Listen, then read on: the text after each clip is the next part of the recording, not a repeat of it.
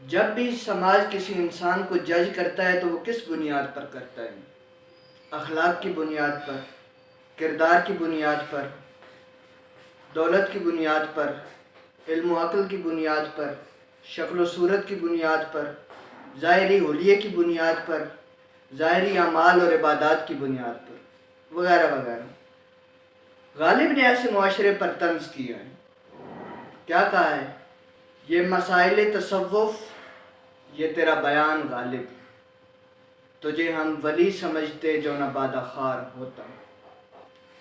غالب اس شعر میں سماج کے لہجے میں خود سے مخاطب ہیں کہ غالب، تصوف کے مسائل کے متعلق تمہارا علم بہت خوب، تیرا بیان سبحان اللہ، لیکن تو ولی نہیں ہو سکتا کیونکہ تو شراب پیتا ہے۔ یہی سماج اپنی بد کرداریوں اور بدعمالیوں کو ظاہری مذہبی حلیے، ظاہری اعمال اور ظاہری عبادات کا ڈھونگ رچا کر چھپاتا ہے۔ ایسے سماج پر بھی غالب نے طنز کیا ہے۔ کیا کہتے ہیں؟ کعبے کس منہ سے جاؤ گے غالب، شرم تم کو مگر نہیں آتی۔ اس کے متعلق اس پر ایک اور شاعر نے بھی طنز کیا تھا کہ لوگ خوش ہیں اسے دے دے کے عبادت کا فریب، وہ بھی پر خوب سمجھتا ہے خدا ہے وہ بھی۔ جب بھی کسی ریاست میں کوئی سانحہ پیش آ جاتا ہے، کوئی واقعہ ہو جاتا ہے، کوئی حادثہ پیش آ جاتا ہے، تو ہونا تو یہ چاہیے کہ ریاست کو چاہیے کہ وہ فی الفور جلد از جلد متاثرین کی بحالی کرے، ان کی داد رسی کرے، ان کی امداد کرے، لیکن کبھی کبھار ایسا نہیں ہوتا۔ کیوں؟ کیونکہ فائلیں نیچے سے اوپر، اوپر سے نیچے چکر لگاتی رہتی ہیں۔ ریاستی ادارے اس سانحے کو، اس حادثے کو، اس واقعے کو ایک دوسرے کے کھاتے میں ڈالتے رہتے ہیں، کمیٹیاں بنتی ہیں، تحقیقات ہوتی ہیں، حتیٰ کہ اتنی دیر ہو جاتی ہے کہ ناقابل تلافی نقصان ہو جاتا ہے۔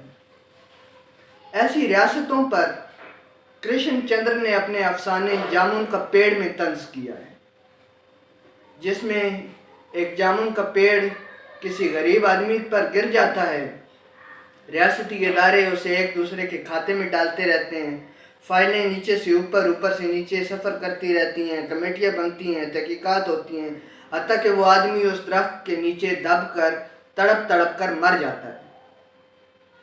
جب عدالتوں میں کوئی کیس سماعت کے لیے لایا جاتا ہے تو ہونا تو یہ چاہیے کہ قانون کے مطابق عدل و انصاف کے ساتھ فیصلہ کیا جانا چاہیے، لیکن کبھی کبھار ایسا نہیں ہوتا۔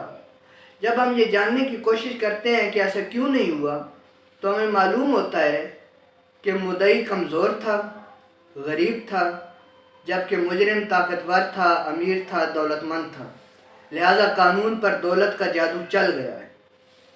ایسی عدالتوں پر احمد ندیم قاسمی نے اپنی نظم پتھر میں طنز کیا ہے۔ کیا کہا ہے؟ ایک انصاف کا پتھر بھی تو ہوتا ہے، مگر ہاتھ میں تیشہ زر ہو تو وہ ہاتھ آتا ہے۔ جب بھی کوئی عام آدمی کسی فن پارے کو دیکھتا ہے، کسی شاہکار کو دیکھتا ہے، تو وہ صرف اس کی جمالیاتی پہلو کو دیکھتا ہے، اس کی خوبصورتی کو سراہتا ہے، لیکن ادیب اس سے آگے بڑھ کر کے جمالیاتی پہلو کو دیکھنے کے ساتھ ساتھ اس کا ایک دوسرا پہلو خود بھی دیکھتا ہے اور معاشرے کو بھی دکھاتا ہے۔ شاعر لدھیانوی نے تاج محل کا یہ دوسرا پہلو، جمالیاتی پہلو سے ہٹ کر دوسرا پہلو معاشرے کو دکھایا ہے۔ شاعر لدھیانوی نے تاج محل پر طنز کرتے ہوئے کہا ہے کہ کسی شہنشاہ نے دولت کا سہارا لے کر ہم غریبوں کی محبت کا اڑایا ہے مذاق۔ اردو ادب میں طنز کی بات ہو اور منٹو کا ذکر نہ ہو، یہ ممکن نہیں ہے۔ منٹو کا تقریباً سارے کا سارا ادب ہی طنز پر مشتمل ہے۔ منٹو نے اپنے افسانوں میں، اپنے خاکوں میں، اپنے مضامین میں مذہبی پیشوائیت، ملاؤں امراء و رؤساء، سیاستدانوں پر اور حتیٰ کہ ادیبوں اور فنکاروں پر بھی اپنے ادب میں طنز کیا ہے۔